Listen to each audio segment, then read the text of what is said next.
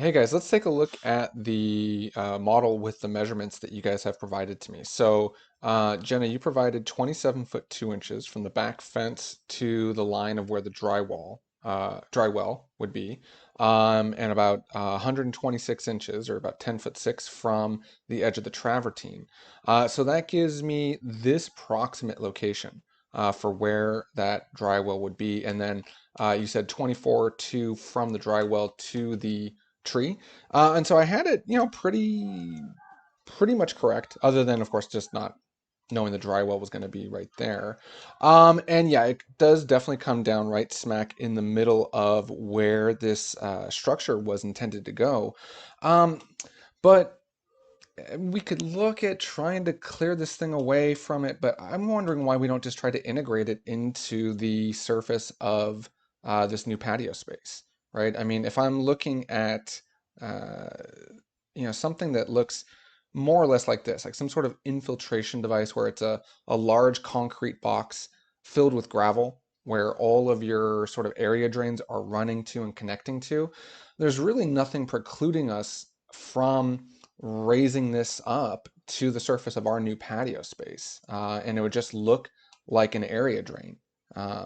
We might even consider just integrating it as an area drain. Talk to a civil engineer about that. But keep in mind also, unless the system that is in here now was designed with this amount of new hardscape going in, which we'll have to collect all the stormwater that's going to hit this roof and hit this hardscape here and hit this roof here.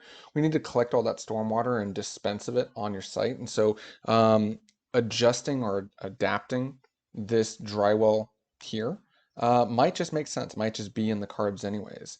Otherwise, if we're talking about like completely moving this thing away and clearing it away from that, I think this starts to get a little too close to the rear setback. What did I do just there? Bear with me. So here's 10 foot off the rear. The structure does certainly still fit.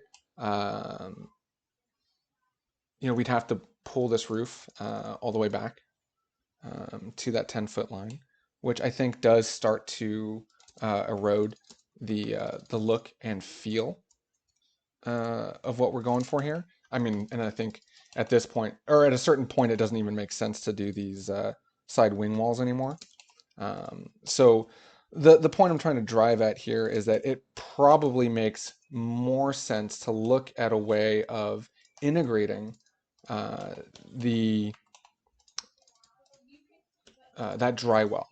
Let's talk to a civil engineer about what it would take to incorporate that into this sort of open space here.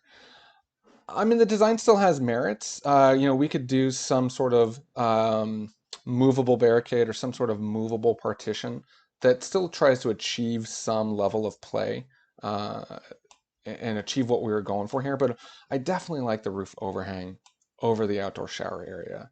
It definitely feels lacking without it. So again, let's reconvene and talk about this and what this really is. And if I need to come out there, of course, I can do that as well.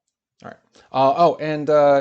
Shortening this element to 8 foot off the back wall, which is what I am showing precisely right now. Totally fine with me.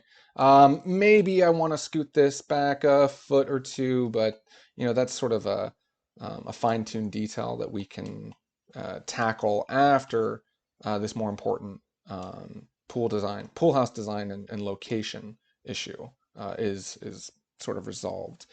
And as for whether or not this is wood or some other material, I think that's fine. And we could look at doing these as metal posts, certainly. And if these are going to be painted steel posts, maybe then this wood feature tries to pick up a little bit of what's happening here. So we can try and apply the same texture, whether that be a tile or a stone, a stacked stone, on this chimney wall.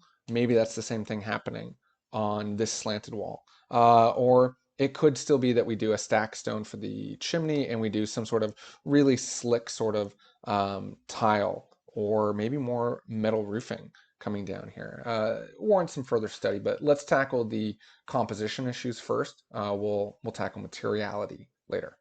All right. Let's convene and talk about this live. Thanks, guys.